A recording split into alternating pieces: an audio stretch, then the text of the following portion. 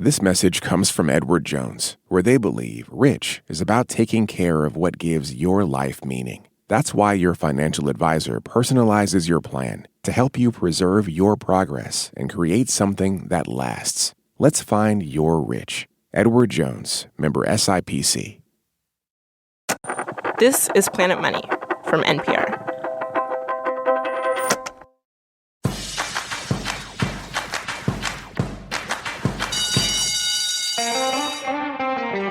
Welcome back to Planet Money Summer School, MBA edition, where the business of business is business.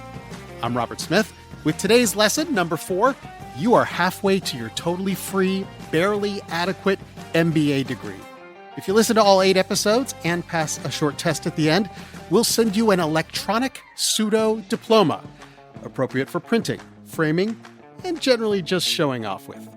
So far this summer, we have learned how to start a business, how to conquer competitors, and how to count our money. Today, we get mystical. We look into the dark arts of marketing and sales. It is not easy to get someone to buy something they don't know that they need. I mean, Arthur Miller didn't call his famous play Happiness of a Salesman. Perhaps that's why so much attention at business school is focused on this problem. There are the basics of sales. How does someone find your product? How do you convince them to buy?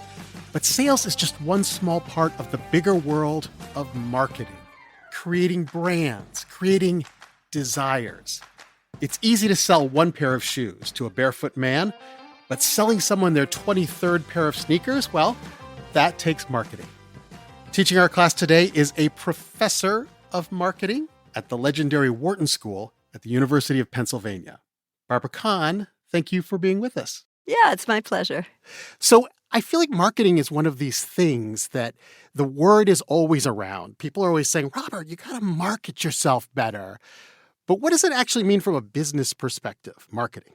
Yeah, it is a word that everybody seems to think they know. But there are some principles of marketing. They're very, very simple, and people can learn them easily, but they're very hard to implement.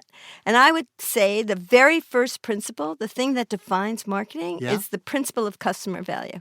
And very simply, it says, give the customer something of value. And that's the way the study of marketing starts. Can you sell something to someone if they don't want it? Can the powers of marketing and sales, I know you have them, can you convince someone to buy something they don't need or want? Yes, you can. And there's a lot of persuasive techniques where you kind of trick the customer into buying things. Go on. But I wouldn't argue that that's good marketing. I think instead that if I have something I want to put into the exchange, I'm going to try to think of a way that it creates value for you so that you will want that product. But how do you create value? The product is the product. Well, the actual physical product could be almost a commodity. And a lot of the value could be in the packaging, in the delivery. It could be in the customer experience that's wrapped around the product. Let's keep that customer experience in mind. And we'll be back with Barbara for more lessons in a few minutes. But first, we have to get to our classic case studies. In today's show, we are going to take you from the smallest possible sales transaction to the marketing dream, the creation of an entire luxury brand. By the end of the show, you might find yourself strangely wanting to shell out money for a new shower head and a $60,000 handbag. After the break.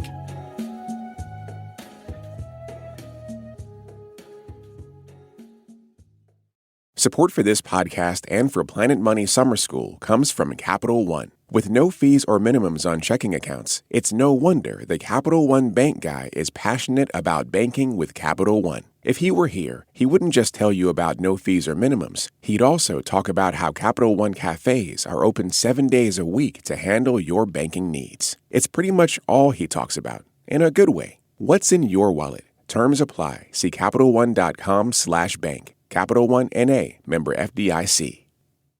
This message comes from Capella University. That spark you feel? That's your drive for more. Capella University's FlexPath learning format lets you earn your degree at your pace without putting life on pause. Learn more at capella.edu. Let's start with the atomic unit of sales and marketing, the purchase. The customer has money and they see something, maybe it's an ad on social media or a billboard or a product demonstration, and they want that thing. They buy that thing.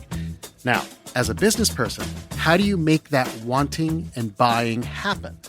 Our first case study is actually the fulfillment of a long dream for me. When I was a child, I used to go to the state fair, and rather than go on rides or eat deep-fried treats, I would stand and watch the product demonstrators. You know, the people showing off the Miracle mops and the chamois wipes, and my favorite, the Ginsu knives. I think, how do they get crowds to watch them? How do they get people to buy? In 2017, Kenny Malone and I traveled to the Ohio State Fair to learn that secret. We welcome you to the State Fair. Listen for how the sellers find a quick, memorable way to show how their product has value, even if you didn't know you wanted it. So Robert and I are standing outside of a building. It's not even a building. It's more like a warehouse. It is 3 acres large, we are told. It is row after row, booth after booth. Dozens upon dozens of vendors. Ready? Go. Got your gadgets, Triad air fan. got your gigas, ultimate hose nozzle, got your toys, Splat balls. There are hundreds of products here, maybe thousands of products. Whirly's Wonder, which I think is jewelry cleaner. Solar tees, t-shirts that light up with the sun. Weirdly, there is a hot tub vendor here. Oh, so good. That was 3 acres of stuff. At the end of a row, I see a lighted up booth with a cutting board and this mountain of shredded pineapples and cucumbers and zucchinis. If you are thinking at home, OMG, that's a potato peeler. Yeah, you're right. It's called the OMG peeler. How you doing, guys? You want to see how it works? Y'all ever heard of a spiralizer or a veggetti? Veggetti? I do not know what a veggetti is. It makes spaghetti out of vegetables. It's a veggetti. So now you don't have to get that big machine out. You can already be done with your stir-fried dinner right there. What's your name? My name's Tommy. Tommy? Tommy Harris. Tommy is huge, 6'5", has bright red hair pulled back in a ponytail. If you know professional wrestling, he's a dead ringer for The Undertaker. Tommy could probably bench press the both of us, but instead he is delicately peeling the skin off of a tomato. Once you get home and you get used to it, you can go right-handed, left-handed. You can even do it underhanded like most politicians nowadays. Do you remember your first time Yeah. you stood up? Yeah. What was the product? It was a hose nozzle. Yeah. The ultimate hose The nozzle? ultimate hose nozzle. The same one. ultimate hose nozzle. Absolutely. What did it feel like? Nervous. The first time I was really nervous. But it went well. You know, he stole a few jokes from some of the other pitchmen, and he was off. He started to draw crowds. People started to laugh and buy. And now Tommy has become part of this small band of pitchmen and pitchwomen who are like product mercenaries. One day you're selling a hose nozzle in Nashville, and then they send you to Memphis for the steam mop. Come on, ladies. You want to watch while you're eating your sandwich? Might as well. Ooh, that looks good, right? Y'all ever heard of a spiralizer or a veggetti? Tommy did not invent the peeler. Tommy doesn't own this giant stack of peelers. He sells them for $20 and makes about $5 commission on each one. But he is paying for his own travel and his own lodging. And by our calculations, he would need to sell about 100 peelers to break even on this fair. Simple, easy. If you have kids... I could watch him all day long. Nope, we will not watch him all day long. But Tommy says, if you want to go see someone who has a little bit of a different style, maybe a little bit more outgoing, check out the woman who's pitching in the row over. Who also happens to be his fiancée. Oh, so she's here? Yeah, she's right around the corner. She's pitching? Wait, can we hear her? Can we hear her from here? Only if she starts laughing. Really? Yeah. She got a big laugh? You'll see. I'm going to hear this. This is Heather Keto. Now, the thing Heather's great at is called the hook. The hook is when you grab someone's attention somehow, and then you get them interested enough to watch your pitch. And we see this in action. We are walking toward Heather's booth, and she's leaning over with this huge grin, locking eye contact, and reaching out her arm like she wants to shake my hand. Hey guys, come on over here. Y'all want to try it out? Makes your life a lot easier. But all of a sudden, she has placed into my hand like these garden clippers. It is, in fact, the tiger jaw. The tiger jaw. But they are basically just pruning shears. And before I could set it down, Heather pulls out a branch, like a real piece of wood, and she offers it up right in front of me to cut. Go for it. You know you want to. 3 clicks. Oh. Don't cut me. Robert. I'm in the zone. I'm cutting. And what's amazing about the way Heather has hooked Robert into her presentation is that she's put him in a position where in order to walk away, he has to put down the fun new toy. And it's a loss. Like, no more chopping sticks, no more wow factor. And this is the thing that Amazon.com, frankly, cannot do for all of their selling prowess. They cannot physically put a product in my hand while I'm considering it. While we're hanging with Heather, there's this guy that walks by and he gets pulled in by her hook. And he's pretty into it. You know, he has the tool. He's cut the branches. There's no effort at all to this. You're done. That's real easy. And then he starts to say, well, you know, this might be good for my mom. We'll bring my mom by and let her check us out and see if she can get one of them big ones. And then he walks away. And Robert chases him down. I have a quick question for you. I'm going to whisper it a little bit. Okay. So the I'll be back later, I'll have my mom check it out thing. Is that just so you can walk away? Yep, get you out of there. Really?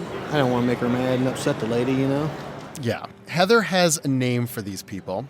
They are called leaners. They're easy to hook, but then during the presentation, they start leaning away, looking for any excuse to leave. In fact, we learned that there is all kinds of great lingo in the world of the pitch. Heather works at what we in the business like to call, a red joint. That means it's hot, the product is selling. A red joint. Okay. But sometimes you get stuck with a Larry. That's a product that nobody wants. Yes, we asked. Nobody knows who Larry is. But man, he must have been a total JCL. JCL stands for Johnny Come Lately, but around here they just say JCL, and that's a pitch man without a lot of experience. You know, someone who asks too many questions, who's desperate for the approval of the pitching greats. Robert kept going around and asking, who is the best pitch man here? Yeah. And people did eventually point us towards the booth where they sell the most amazing shower head you've ever seen. As pitched by PJ McGee. Let me give you an example. What's a good example? Okay. Remember when we were growing up and you sometimes played with the garden hose?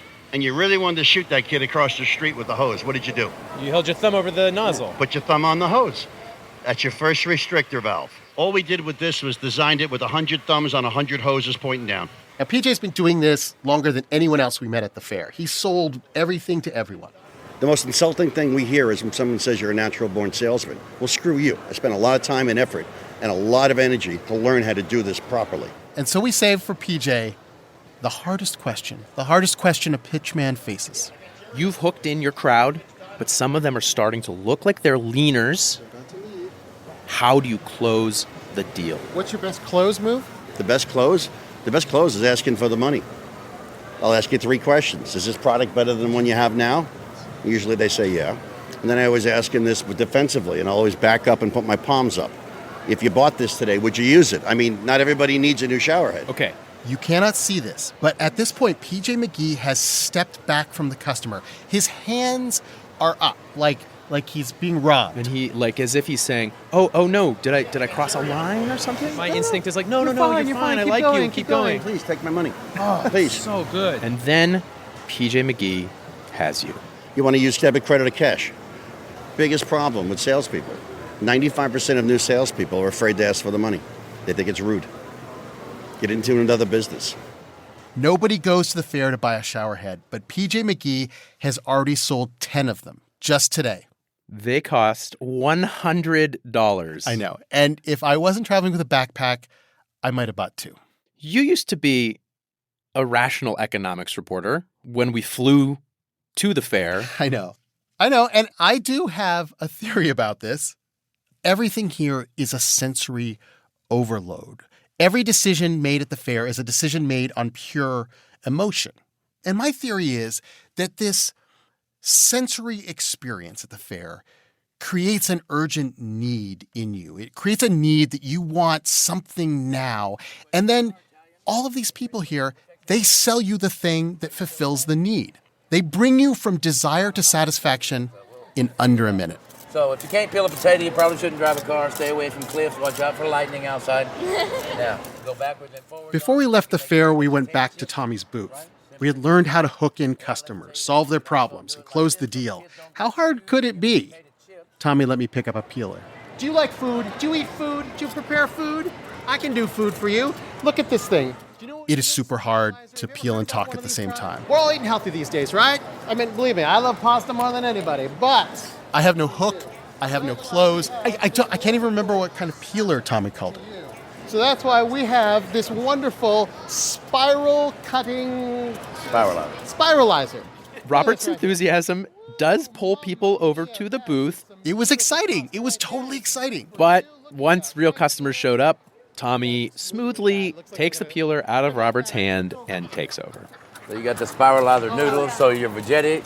Now you can go ahead. Okay. I did not make a single sale, but I did get to feel what it is like to be the JCL, the Johnny-come-lately. And now you know what it feels like to turn a red joint into a Larry. Not good.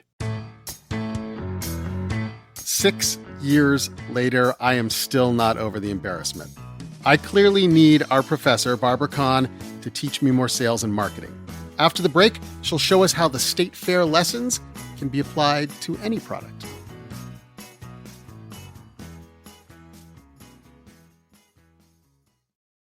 Support for this podcast and for Planet Money Summer School comes from Capital One. With no fees or minimums on checking accounts, it's no wonder the Capital One bank guy is passionate about banking with Capital One. If he were here, he wouldn't just tell you about no fees or minimums. He'd also talk about how Capital One cafes are open 7 days a week to handle your banking needs. It's pretty much all he talks about, in a good way. What's in your wallet? Terms apply. See CapitalOne.com/bank. Capital One N.A., member FDIC. We are back with our professor for this episode, Barbara Kahn from the Wharton School. As you listened to that episode about the state fair, I know you're probably writing down some of those terms because you want to use them all the time, right? The hook, the Larry, the red joint. Do you use any of those in your class? No, none of those. But the concepts are not alien. And what's interesting about it is it's an old example, really basic marketing, but you're seeing this now more and more and more. It's creating a customer experience, creating entertainment around the selling of a product. So let's talk about that customer experience strategy. I know they say it. They even say like CX. That sounds so cool. Right. I'm a CX specialist, which means customer experience. But what does that mean? What factors into customer experience? So what I think it is that when people go to the stores or they go anywhere, they spend money, they think about not just the product, but also they think about entertainment. They think about enjoyment. Why do people go to the mall? Partly to buy products and partly to hang out and have fun. So if you create an experience around that product, then people are much more willing to engage and pay for the product. So you take what's basically a commodity and turn it into a show. And the show doesn't necessarily have to be someone slicing and dicing with a peeler. I mean, the show can be a beautiful package that's a delight to open or, advertising for your product. Well, that's what we call the 4 Ps. The 4 Ps. Now you got to say them. Yeah, the 4 Ps are product, place, promotion, and price. And so the first principle of marketing is to create customer value. And the second principle is to do it better than the competition. But then once you have an offering, you're going to have to implement that offering. And that's where the 4 Ps come in. I think of them as tactics. You might do things that package the product or think about different ways to promote the product, which is to advertise or communicate benefits of the product. You also do have to price the product, so that's the third P. And then you have to go to market, deliver the product. That's the place variable. Okay, so let's just do this for the OMG vegetable peeler. The product, that's the peeler. It's easy. It's right there. You can hold in your hand, try it. The place is the fun, fair atmosphere. The promotion is Tommy, essentially, joking with the crowds. And the price? Such a bargain, $20. So for our second case study, let's shake up all of these Ps. Let's imagine a product that most people will never see or touch. The promotion is actually to refuse to sell it to almost anyone. And the price? The price can be as high as $60,000. OMG, indeed. It is a purse. Well, more properly, it's called the Birkin bag by the French luxury brand Hermès. Apparently, for 30 years, the Birkin has been the it bag for the rich and powerful. This is the bag that proves that you've made it. And apparently, they are really, really hard to find and buy.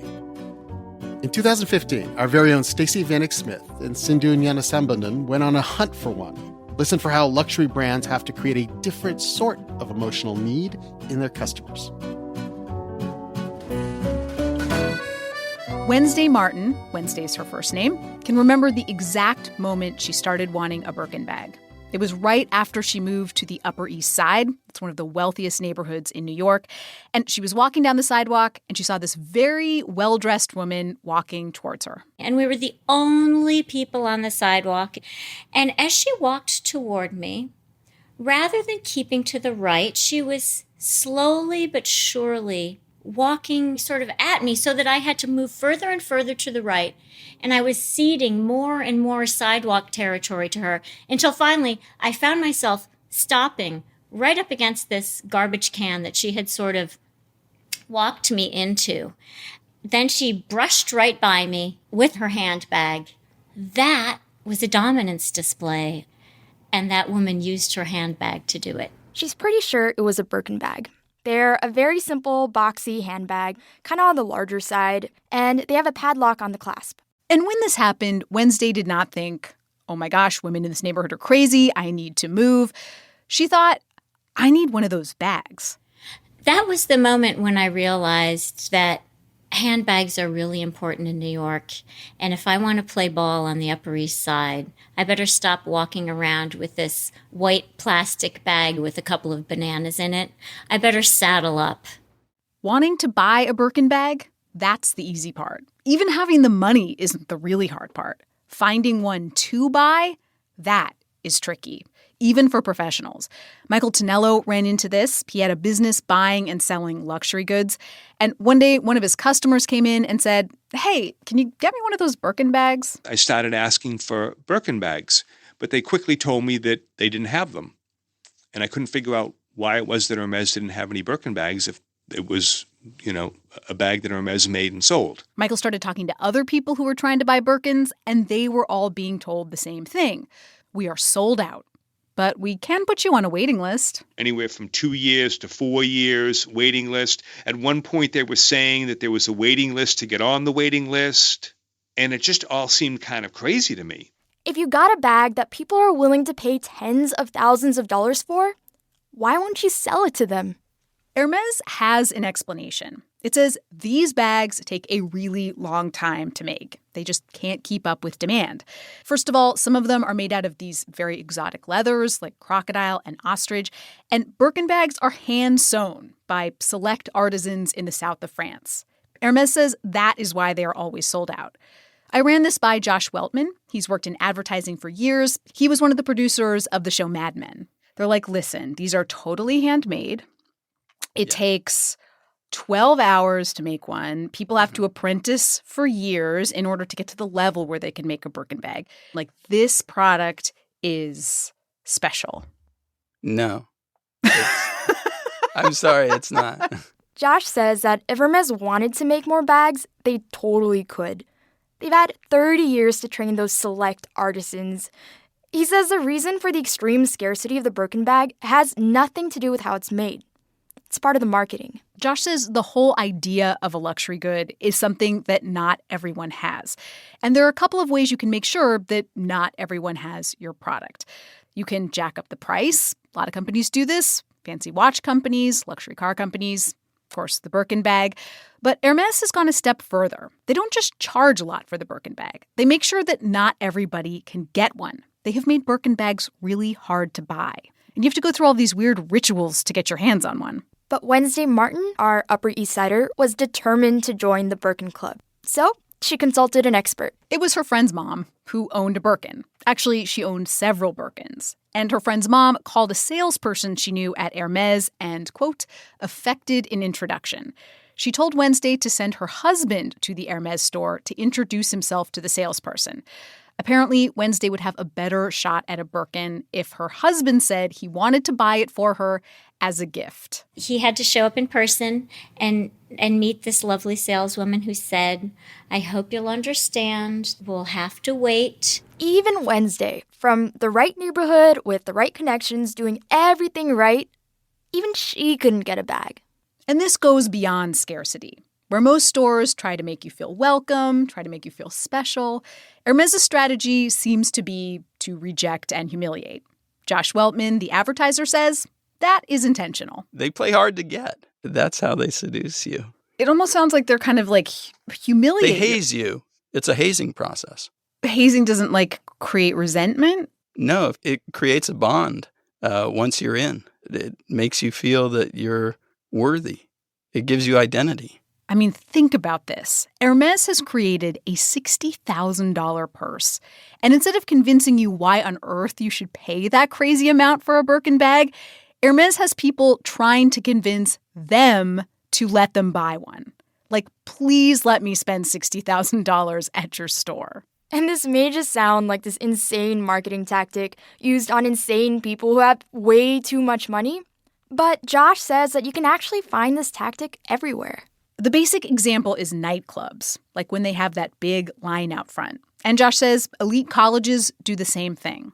Everyone wants to be part of a club that's just out of reach. That's the soft part that we're poking at in advertising, It feels a little sinister that they're marketing right to our soft spot. It's like we're helpless. Well, they didn't put the soft spot there. You're the one that has the itch, But they're just letting you scratch it, right? I mean, that's a service. Wow. You're good at your job. There is, of course, a very obvious cost to this strategy of turning people away, to poking at that soft spot. For Hermès, it means that every time someone walks into a store and asks to buy a Birkin bag and they say no, that is a $60,000 sale they are not making. They don't get greedy. I guess that's what I'm... It's sort of a weird thing to say about a company that's charging $70,000 for a bag. And not getting greedy pays off. Josh says the reason that the Birkin has been on the top of the handbag food chain for 30 years is exactly because it's so hard to get. It keeps people wanting one. Of course, to make money, Hermès does eventually have to sell a bag to someone. Wednesday Martin did actually finally get one.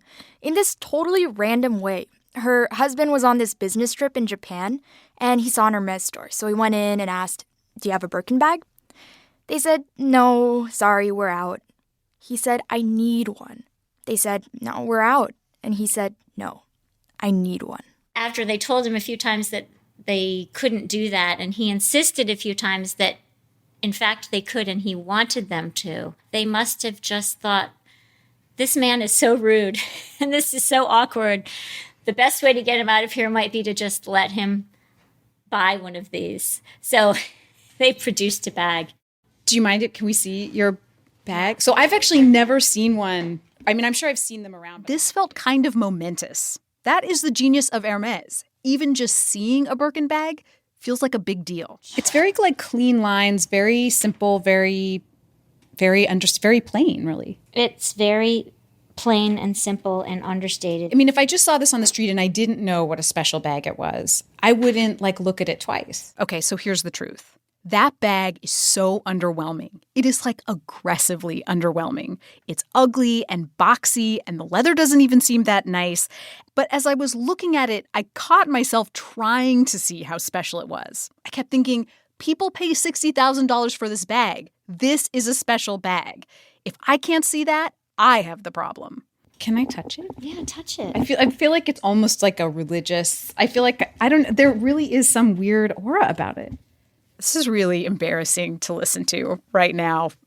Religious relic, aura, that's what happened to me. I was reporting a story about bags, but it's hard not to get sucked in, even when you know all the mechanisms behind what's going on. And Wednesday Martin said she knew how I felt. Did you ever feel a little suckered by Hermès going through all of this? Are you kidding? Of course. Only every single second that I was doing it, I thought, I have lost it. I felt ridiculous about it all the time, and I still do. Still, Wednesday says, having a Birkin bag really did help her feel more at home on the Upper East Side. She never got pushed off a sidewalk again. People who didn't have Birkins approached her to ask her how she'd gotten it, to ask if they could hold it. People who did have Birkins wanted to exchange war stories. She said the bag helped her feel like she had a place in this new neighborhood. That was Stacey Vanek Smith and Sindhu Nyanasambandhan from 2015. Can there be only one Birkin bag? Or can we learn to steal some of their secrets? After the break, our exclusive and rare Ivy League professor finishes up the lesson. If we even let you keep listening.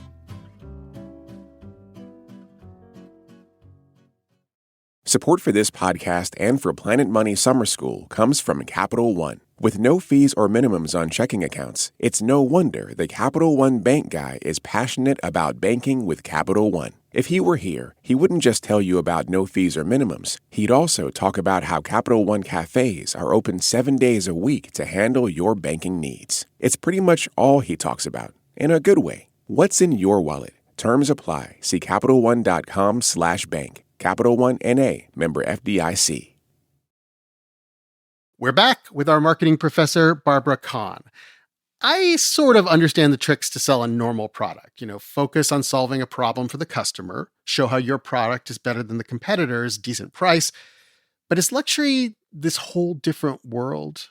Yes, the world of luxury is about, in some sense, I think of it as magical. And the reason it's different is because luxury products don't invite comparisons. A premium product typically costs more because it's offering more benefits than a product that's a low-cost alternative. So a Starbucks cup of coffee is a premium product because you compare it to, here we have the coffee kiosks out on the street, and you say, oh, this is worth the money because it is better in all these ways. Right. So the coffee is richer. It has a better taste. It's worth more money than a product that comes out of a vending machine and may not even be hot. Okay, but a luxury product. But a luxury product, that's got to be something that part of a heritage, a legacy, it's craftsmanship.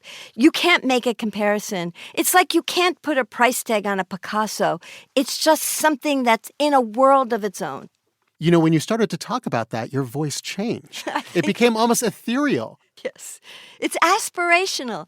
Okay, there's no way that I'm ever going to be involved in the luxury industry. If I ever start a business, it will be decidedly more downscale. So what little tricks could I learn from the Birkin and luxury industry that I could use for my own very pedestrian products? I think the idea of creating a brand narrative, a brand story, and getting people to buy into that legacy, that brand narrative, is something that at every price point is very valuable.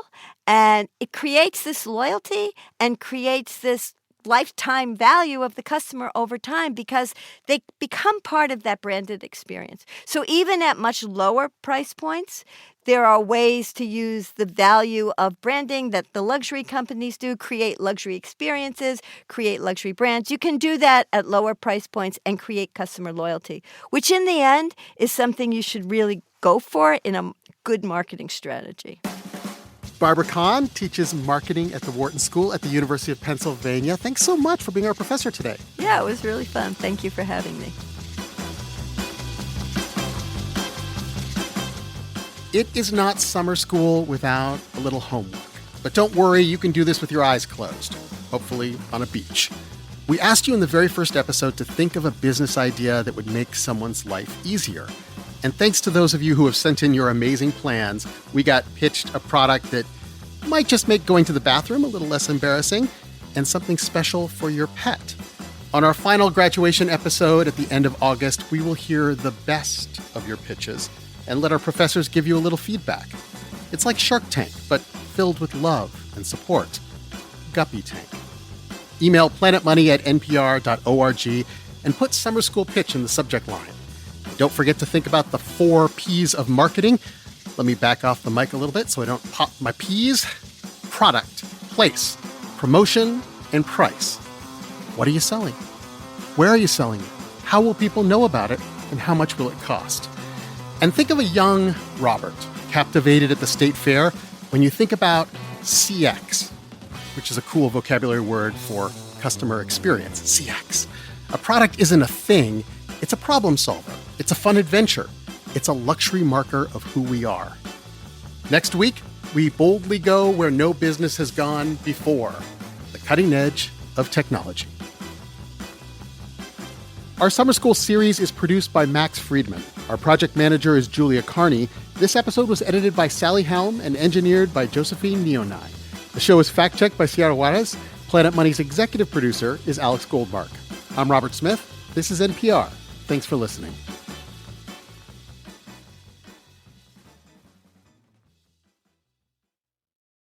This message comes from HomeServe. A burst pipe, a dead water heater, the AC calling it quits. Who do you call? HomeServe is an easy way to handle unexpected home repairs with plans covering stuff basic homeowners insurance usually won't. Instead of scrambling for a contractor, you make one call to get the repair process started. Join the millions of customers who trust HomeServe right now. Go to homeserve.com/podcast for 50% less your first year. Savings compared to renewal price. Void in Florida.